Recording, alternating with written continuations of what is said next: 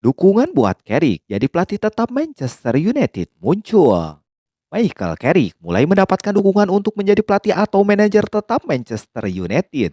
Kemenangan MU atas Tottenham Hotspur akhir pekan lalu di Old Trafford dengan skor 2-0 membuat sejumlah pihak mulai memberikan dukungan kepadanya untuk menangani tim secara permanen.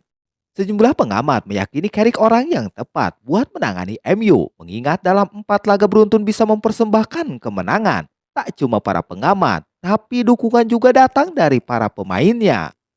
Carrick punya kapasitas jadi manajer atau pelatih MU.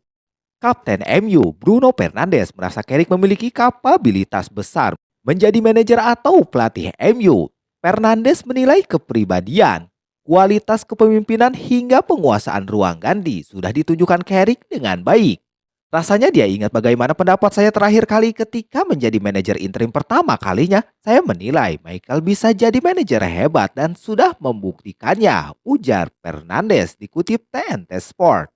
Selain kualitas, Fernandes menyatakan jika Carrick tahu kultur MU, dia memiliki pemahaman tentang tempat setan merah yang seharusnya ada di papan atas. Michael memenangkan segalanya di sini sebagai pemain. Dia sadar arti kemenangan buat supporter dan beberapa penting untuk klub ini, kata Fernandes. Pria Portugal itu kini berjanji akan membantu Carrick menyelesaikan tugasnya hingga akhir musim. Selain itu, Fernandes menyatakan para pemain sudah berhasrat untuk membuktikan diri MU bukan tim kacangan, tapi raksasa. Kami berharap bisa membantunya lebih banyak, jadi setiap orang bisa melihat kami sebenarnya pemain hebat. Itu mengapa kami ada di MU. Saya rasa semua orang memahami tekanan bermain di klub ini karena tahu ekspektasi yang menyelimutinya, kata Fernandes. Pelatih interim Manchester United, Michael Carrick mengaku bahwa akan sangat membosankan bila tidak menikmati momen euforia setelah timnya meraih 4 kemenangan beruntun. Anda harus menikmati euforia kemenangan, itulah tujuan kami. Anda tidak bisa terus-menerus datar, Anda harus merasakan gelombang emosi. Akan sedikit membosankan dan tidak ada gunanya bila Anda tidak melakukannya. Karena memenangkan pertandingan adalah tujuan kami semua, ujar Carrick, dikutip dari BBC. Pada Senin 9 Februari 2026, Manchester United terus menunjukkan performa impresif sejak ditangani Michael Carrick sebagai pelatih interim. Setan Merah kini mencatatkan 4 kemenangan beruntun di semua kompetisi, hasil yang membawa dampak signifikan terhadap posisi mereka di papan atas Liga Inggris.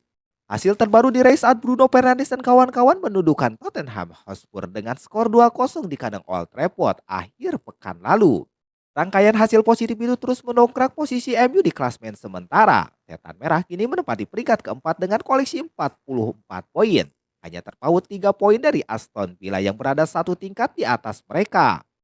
Manchester United meraih kemenangan 2-0 atas Tottenham pada pekan ke-25 Premier League 2025-2026.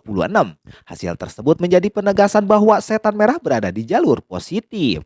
Hasil tersebut memperpanjang rekor kemenangan Michael Carrick sejak ditunjuk sebagai pelatih interim. 4 laga Liga Primer dilalui United dengan hasil sempurna. Performa solid itu mengangkat United ke peringkat keempat klasemen sementara. Mereka kini unggul 5 poin dari Liverpool yang menguntit di posisi ke-6. Di balik kebangkitan tersebut, Luke Shaw mengungkap adanya perubahan signifikan.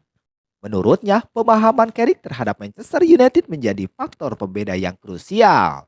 Manchester United tampil lebih terkontrol saat menghadapi Tottenham. Meski Spurs sempat memulai laga dengan agresif, situasi berubah drastis setelah Christian Romero diganjar kartu merah pada menit ke-29. United memanfaatkan keunggulan jumlah pemain dengan efektif.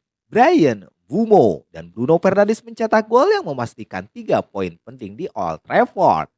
Luke Shaw menilai perubahan bukan hanya soal taktik. Ia menekankan bahwa Carrick membawa pendekatan yang lebih membumi dan sesuai dengan identitas klub. Dia telah membuat banyak perbedaan, tetapi bagi saya yang terpenting adalah dia mengenal klub ini. Dan dia tahu persis apa yang dibutuhkan untuk memenangkan pertandingan sepak bola, untuk membuat semua orang senang dan menikmati apa yang kami lakukan, ucap Luke Shaw. Dikutip dari Talksport. Carrick bukan sosok asing bagi Manchester United. Ia pernah menjadi bagian penting di era sukses klub sebagai pemain. Pengalaman yang kini terasa dampaknya di ruang ganti. Shaw menilai latar belakang tersebut membuat Carrick memahami tekanan dan ekspektasi besar di Old Trafford. Hal itu memudahkan sang pelatih interim dalam mengambil keputusan. Tentu saja dia telah memenangkan banyak hal ketika berada di sini sebagai pemain. Jadi dia memahami klub ini dan saya pikir itu adalah hal terpenting bagi saya. Dia tahu bagaimana mengeluarkan yang terbaik dari para pemain dan dia benar-benar melakukannya, kata Luxau. Rasanburi FC versus Persib Bandung perbandingan kekuatan serang, tengah, dan belakang hingga harga pasar. Berikut ini perbandingan kekuatan lini serang, tengah, dan belakang hingga harga pasar yang turut hiasi laga Rasanburi FC kontra Persib Bandung. Siapa lebih unggul per sektornya? Dilansir tribunwow.com, Persib Bandung bertolak ke markas Rasanburi FC di Dagon Solar Park untuk bentrok di babak 16 besar SCL2, Rabu 11 Februari 2026. Laga leg pertama jadi momentum penting Persib Bandung untuk modal mereka saat jamu Rasanburi FC di leg kedua. Apabila Persib Bandung berhasil raih kemenangan atau hasil draw, maka modal besar Pangeran Biru untuk bisa kandaskan Rasanburi FC di babak 16 besar terbuka lebar pada leg kedua. Namun jika kalah, pekerjaan rumah besar harus dihadapi oleh Boyan Hodak pada leg kedua. Merujuk hal itu, menarik diulas terkait siapa lebih tangguh dari tiga sektor penting dan satu harga pasar yang menunjukkan kualitas dan siapa kans lebih unggul. Di laga leg pertama Rasanburi FC kontra Persib Bandung, di mana bomber Rasanburi FC, Danielson Junior, total sudah bukukan 15 gol. Total 15 gol dari 23 pertandingan dicatatkan Danielson Junior untuk Rasanburi FC. Catatan itu lebih baik ketimbang 3 bomber Persib Bandung, Julian Baros, Andre Yung, dan Ramon. Julian Baros jadi yang tertinggi, rasio golnya di angka 9 dari 27 pertandingan. Disusul Andre Yung dengan 9 dan Ramon 4 gol. Dengan kata lain, Persib Bandung wajib waspadai keunggulan krusial Rasanburi FC di lini depan, terutama wajib mematikan Danielson Junior. Meskipun begitu, Persib Bandung masih memiliki kekuatan pada kedua sisi sayapnya. Di mana jika total dengan kedua sisi sayap, Persib Bandung sukses bukukan 29 gol. Persib Bandung unggul ketimbang Rasanburi FC yang bukukan 27 gol jika ditambahkan dengan agresivitas para wingernya sejauh ini. Di sektor tengah, Persib Bandung memiliki lini tengah lebih distributif ketimbang Rasanburi FC dengan 11 assist berbanding 4. Sedangkan Rasanburi FC tercatat lebih eksplosif dengan bukuan 10 gol berbanding 8 gol. Total Tom Hey dan kawan-kawan di lini tengah sukses catatkan 8 gol dan 11 assist untuk Persib Bandung. Sementara lini tengah Rasanburi FC yang dipimpin oleh gelandang asal Spanyol, Tana, catatkan total 10 gol dan 4 assist. Meski begitu, persebaran gol Persib Bandung merata, bukan tertumpu satu pemain tengah seperti Rasanburi FC yang tergantung pada Tana dengan 6 golnya. Perbandingan lini belakang Persib Bandung dan Rasanburi FC sama-sama mempertemukan dua pertahanan terbaik di Liga 1 maupun Thai League. Meski begitu, Persib Bandung tetap unggul dengan margin 6 kebobolan lebih baik ketimbang Rasanburi FC. Di lini belakang, Federico Barba dan kawan-kawan sukses kawal gawang Teja Paku Alam dengan catatkan 15 kali clean sheet. Dengan rincian 12 kali clean sheet di ajang Super League atau Liga 1 dan juga 3 kali clean sheet di ajang AFC Champions League 2. Catatan itu bahkan membuat Teja Paku Alam mampu tempati posisi teratas catatan clean sheet dengan 12 kali. Kiper yang awalnya ditempatkan di posisi kiper kedua itu berhasil unggul dari 3 kiper langganan timnas Indonesia terkini, yakni Nadeo Argawinata, Yahya Supriyadi, dan Hernando Ari. Kedalaman skuad lini belakang yang sama apiknya, baik lokal maupun asing, jadi faktor lain yang membuat Persib Bandung kokoh sejauh ini. Terbukti di Liga 1 atau Super League, Persib Bandung baru kebobolan 11 kali.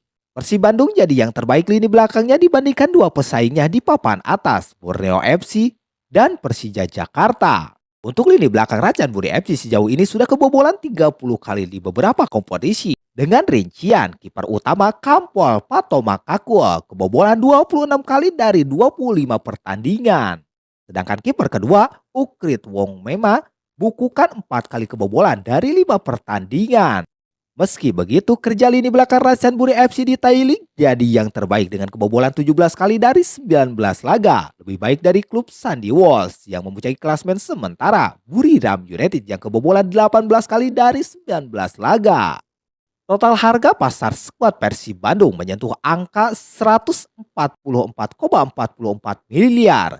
Sedangkan Rasanburi FC harga pasar skuadnya ada di angka 99,08 miliar. Atau bisa dikatakan margin harga skuad Persib Bandung dan Racanburi FC berada di angka 45,36 miliar. Harga berbanding jauh itu pun menunjukkan jika pemain Persib Bandung memiliki kualitas lebih baik dibandingkan Racanburi FC. Mengingat ada harga, ada kualitas, bisa jadi faktor Persib Bandung bungkam Racanburi FC. Rata-rata harga pasar pemain Persib Bandung yang unggul ketimbang Racanburi FC, di mana rata-rata harga pasar pemain Persib menyentuh 4,38 miliar. Unggul 96 juta dari harga pasar pemain Racanburi FC yang berada di angka 3,42 miliar.